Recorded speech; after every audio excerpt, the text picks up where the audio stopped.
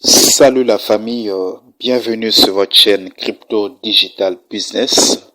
Ici nous parlons principalement de la crypto-monnaie et de tout son écosystème. Nous parlons également des business liés au monde du digital et du numérique.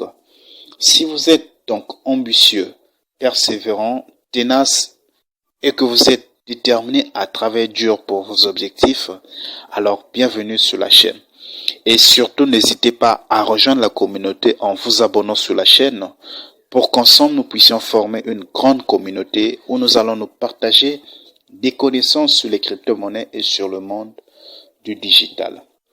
La famille, aujourd'hui, nous décidons de parler de comment stocker et sécuriser vos crypto-monnaies. Parce que acheter les crypto-monnaies est une chose, mais les garder et les sécuriser, surtout à long terme, en est une autre. Parce que nous vivons dans un monde où l'Internet se vit et que beaucoup sont là pour anarquer et donc vouloir causer du préjudice aux autres. Donc, vous devez savoir que quand vous avez acheté vos premiers crypto-monnaies, vous devez alors apprendre à les sécuriser. Généralement, nos achats se font sur des plateformes en ligne, qu'on appelle encore des échangeurs centralisés. Maintenant, une fois que vous avez acheté, vous pouvez choisir de les garder sur ces plateformes-là, en attendant que vos actifs prennent de la valeur. Seulement, en les laissant sur ces plateformes en ligne, vous devez savoir que vous courez énormément des risques. Dans la mesure où, si la plateforme que vous utilisez se fait hacker, donc pirater, ou ferme même, vous pourrez tout perdre du jour au lendemain. Et nous le savons que personne ici ne veut perdre ses investissements. Donc c'est pourquoi il faut mettre plus l'accent sur la sécurisation de ces actifs. C'est pourquoi donc aujourd'hui nous avons besoin donc de connaître quelques portefeuilles qui existent en dehors de ces portefeuilles en ligne qu'on appelle encore des portefeuilles chauds, où nos données sont stockées sur leur serveur, ce qui fait que du fait qu'ils soient hackés, et nous le sommes également. Donc, surtout quand nous détenons un peu plus, donc un grand nombre de crypto-monnaies, il est donc nécessaire de mettre une bonne partie hors de ces plateformes-là. Et pour cela, il existe plusieurs d'autres portefeuilles. Donc, parmi eux, nous avons les portefeuilles mobiles.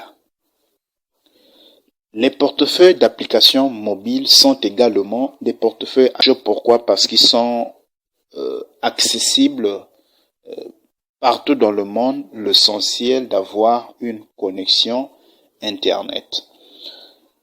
Ils sont les plus pratiques, mais pas forcément les plus sûrs, parce qu'ils peuvent toujours subir un hacking. Et hormis les portefeuilles mobiles, nous avons d'autres types de portefeuilles comme le portefeuille de bureau.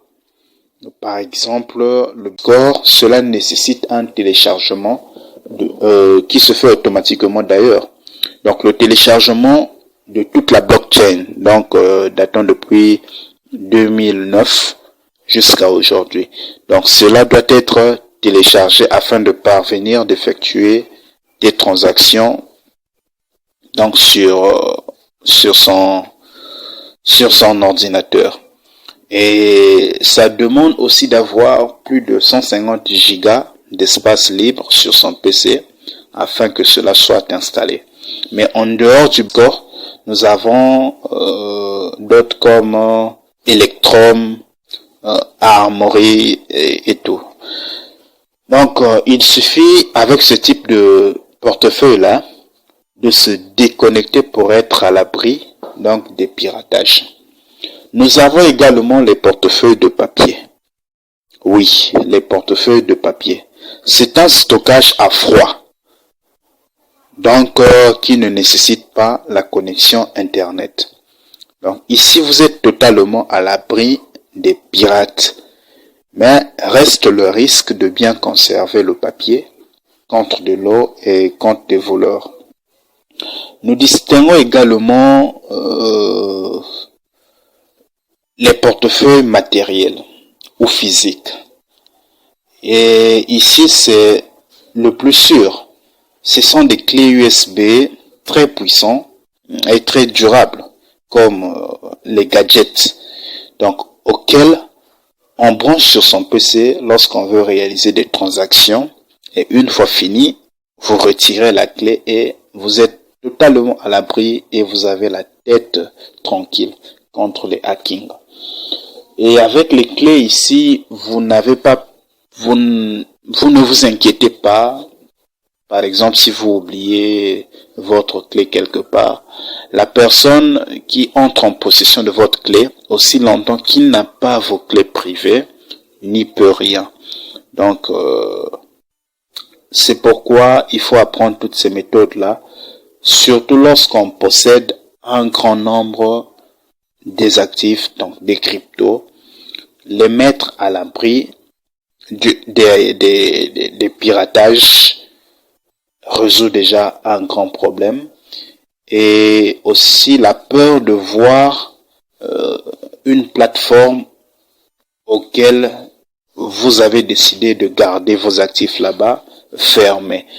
Et vous devez aussi savoir que l'objectif même des cryptos, c'est de donner l'autonomie aux individus d'avoir le contrôle sur leurs actifs. Donc, opter pour un portefeuille à froid serait une très bonne chose parce que là-bas, vous avez le contrôle de vos actifs. Vous n'avez pas peur que quelqu'un ferme sa plateforme pour que vos actifs soient perdus.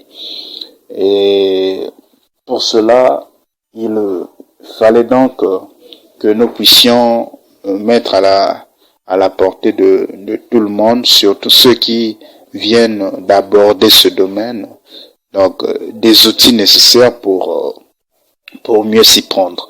Et ici, si vous souhaitez que nous puissions développer l'un des portefeuilles, que nous allions en profondeur, vous pouvez aussi le mettre en commentaire et ensemble nous allons parler de cela. Je ne saurais terminer cette vidéo sans souligner un point très nécessaire que vous devez savoir sur les portefeuilles. Parce que on ne compte plus le nombre de personnes ayant perdu l'accès de leur crypto-monnaie avec le temps. Avec les crypto-monnaies, vous êtes le seul responsable de la gestion et de la sécurité de vos actifs numériques. Parce que très souvent, ce n'est plus possible de rattraper une erreur lorsque vous en commettez. Malheureusement. Surtout en ce qui concerne la perte de vos clés privées. Les clés privées ici sont une phrase qu'on vous donne qui peut contenir généralement 12 à 24 mots. Vous êtes obligé, de garder cela à l'abri de tout. Une fois que vous perdez ces phrases ou ces mots-là, en tout cas, vous pouvez vous rassurer que vous courez un risque de perdre votre investissement. Donc c'est pourquoi il est nécessaire de savoir que lorsque vous avez investi, il est de votre devoir de mieux protéger ou même sécuriser donc vos investissements. Voilà un peu ce que je tenais à partager avec vous aujourd'hui. Et comme d'habitude, si vous voulez que nous puissions aborder un sujet, n'hésitez pas à me le suggérer dans les commentaires et ensemble nous allons développer cela. En tout cas, la famille, portez-vous bien et surtout n'oubliez pas de vous abonner si vous n'y êtes pas encore, à liker la vidéo, à partager et à activer la cloche de notification pour que vous soyez informés d'autres vidéos qui seront mises en ligne. Ciao, ciao, je vous dis à très bientôt.